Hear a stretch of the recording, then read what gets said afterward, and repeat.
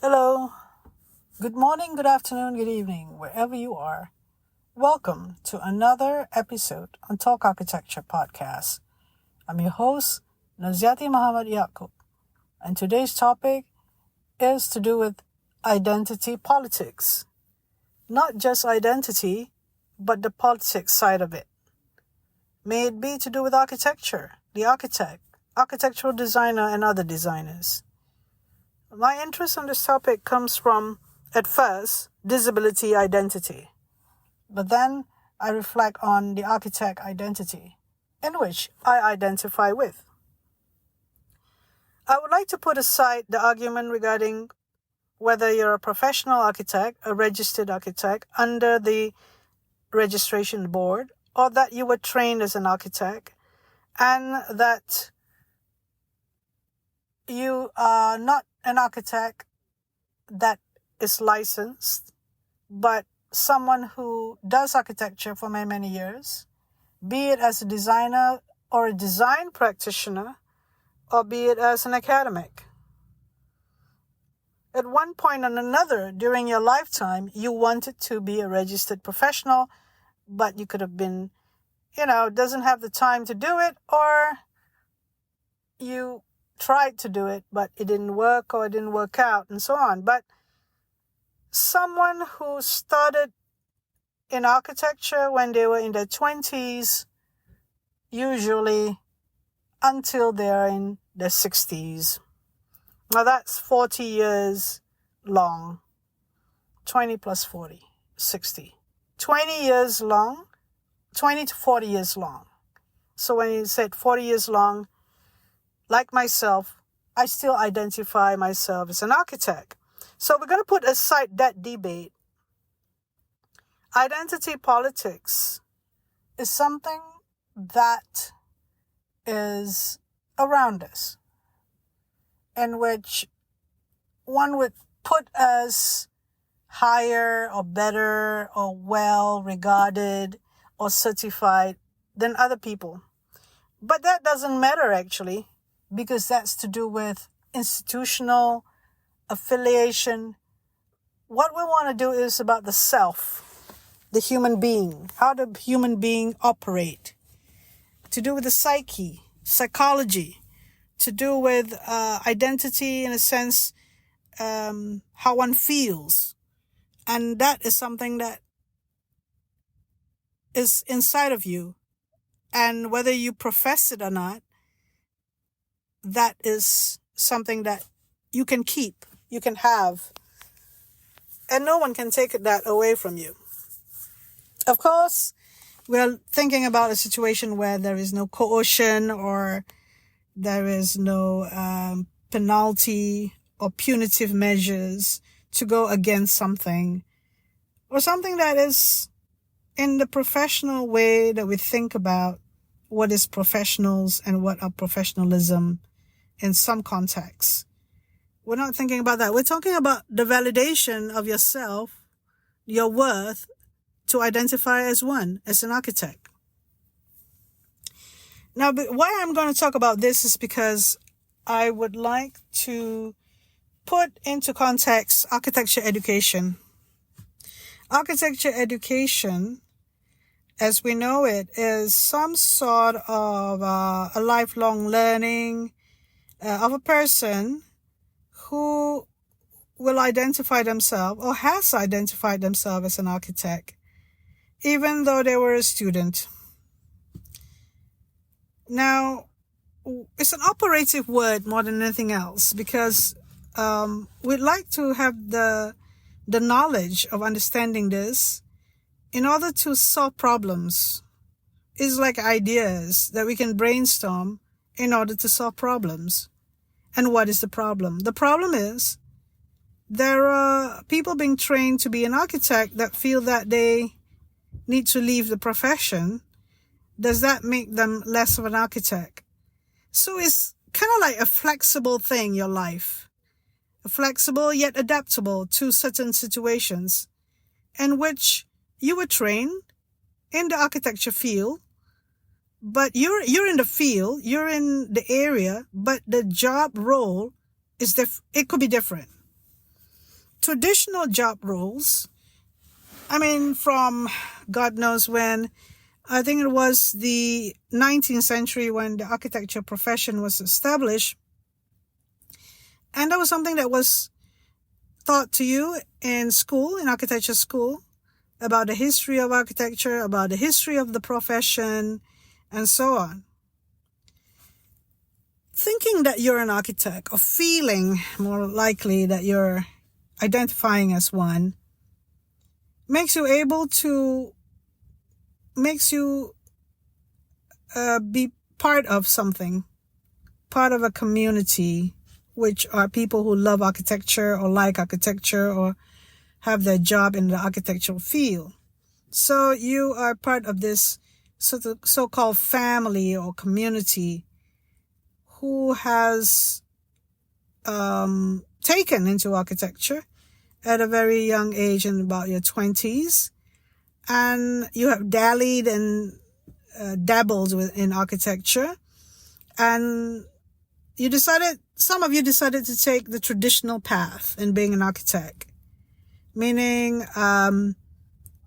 you finish architecture school, you went into licensure, get your license, be a professional architect, practice, may it be in a company or self-employed, and then you stuck to it until you're 60-something or even 70-something, like Louis Kahn. Louis Kahn started late, actually, in architecture. That was interesting, and he died as an architect on his way to presenting his work at the railway station. So there are some of us like that. I've heard of people who change course, close the architecture company and do other things, obviously, or become a developer, or become something else, a business person. And there are people like that, and that is fine. But to stay the course for 40 years, since your 20s to your 60s, in sticking to architecture, that shows a sense of identity that you will not let go. As for myself, I read on architecture. I still practice architecture, but in a specialized way. And I taught architecture for 35 years, plus doing some practice in between. So what I'm trying to say is that I stuck to architecture. I didn't think of anything else. And even if I were to do a coaching program to do with the mental health of architects, I still stuck with architecture. I still kept at it. I still identify myself as an architect. Nothing wrong with that. That is me talking about myself. It's not me saying that I'm going to practice as an architect without a license. No. What it is that I identify myself as an architect, and I'm proud of it. And because I have so much knowledge in architecture, and I could talk about architecture freely with anyone. I can even talk about things that I haven't had much experience, but I have had people talking to me or had conversations with regard to some things about architecture that I could understand. And it's not like I'm ignorant. No, I can't really hold a conversation about architecture. So we, as those who identify as an architect, we are a special group in a way that there is some things that we talk about that no other people would understand. And the way we are, the way we look at things and appreciate things, and we could relate that, we could look at a building and we know which year it was built based on the building elements.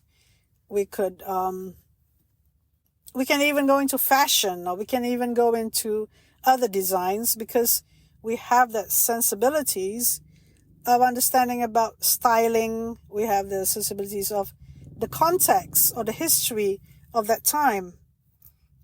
And it's through our readings and through our experiences while traveling and picking up things that we're able to hold on to a conversation with other people who are similarly have a similar background to us, like those who identify themselves as architects.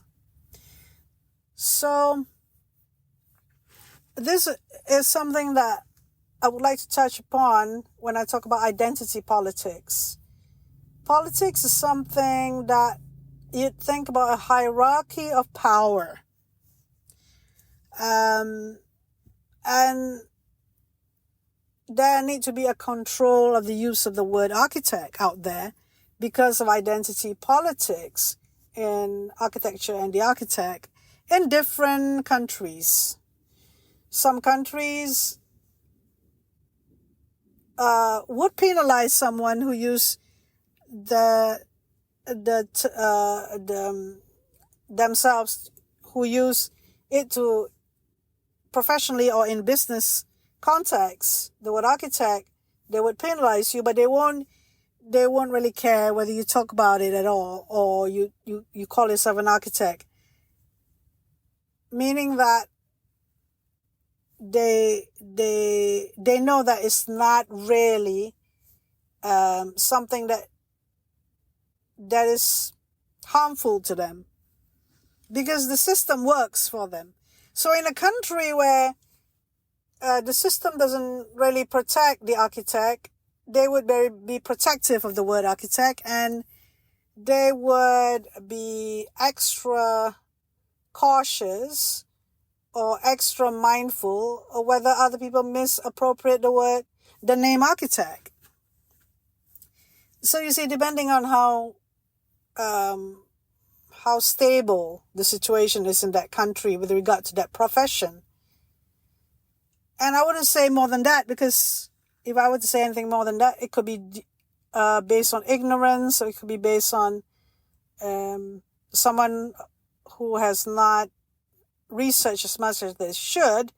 But I would just talk about my observations, and these are the observations that I could make. And it's whether we want to partake in that conversation or not, whether it is important to discuss it in a public forum or in public discussions. You can get a lot of information from WhatsApp groups or Facebook groups or a discussion in forums at the site in between sessions about people's concern. For example, someone I knew who was an ex-student would talk about this issue to me. I was curious to why he would talk to me about it. I suppose maybe due to the podcast or the sort of thing that I would discuss in the podcast. Particularly with this issue of professional architect or not, and identity politics. Now, I came from a different angle of identity politics, totally from the disability identity, which is not to do with a profession at all. It's to do with a human being that could be impaired, and depending on the age when they were impaired, could be born with an impairment, or a very young child who grew up with the impairment, or is someone who has not been impaired at all, and when they are getting older, they come up with all these challenges that makes them a disabled person. So the perception or the view or the feelings of being disabled is depending on when you were impaired. Because when does the conversation start? When do people start discussing things?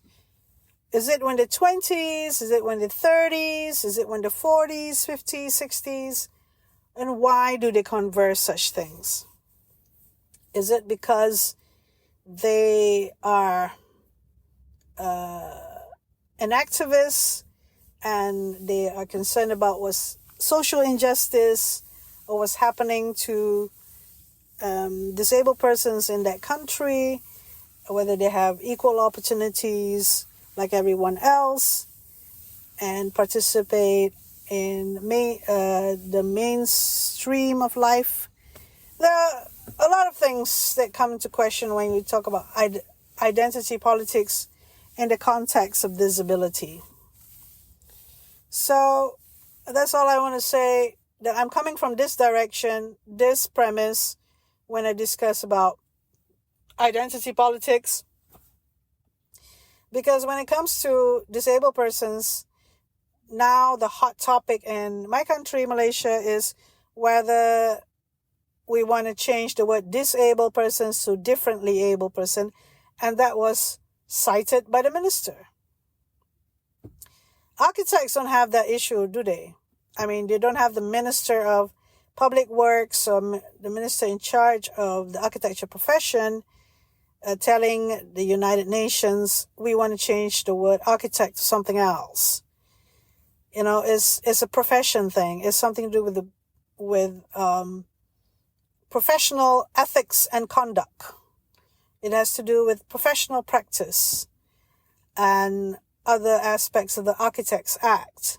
But you don't have a Disabled Persons Act, in a way, telling that same old story.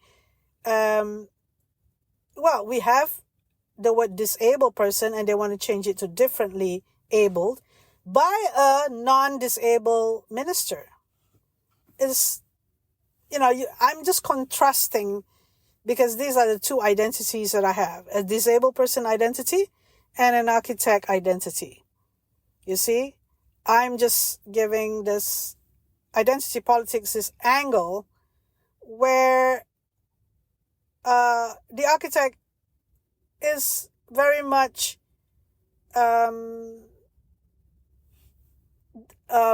concerned with the same old issues come out when they discuss things in my country. The issues of foreign architects getting jobs. And so now they're trying to rectify it by saying that foreign architects cannot get Malaysian jobs, or a certain amount of jobs that are of a certain credibility or a certain cost to be built. So they come up with that, but I'm really not that sure exactly what the statement was. But those were the concerns that I keep on hearing, the complaints. The complaints as well. The second complaints is those who are not professional architects, or those who do not have license, taking the jobs that architects should be doing from the client and giving a lower price so they get the jobs, and that is unfair. So who do they channel this grouses or complaints? Obviously to the Malaysian Institute of Architecture, which is an institution that supports architect, and they would address it to the government with regard to procurement and contracts. So that is just a functional thing where it's to do with procedures and systems of procurement, where there need to be a problem that the government would need to handle as well, because much of the government's job is the issue here. And the other clients, developers, they could do what they want to do, and the government can't really control that part.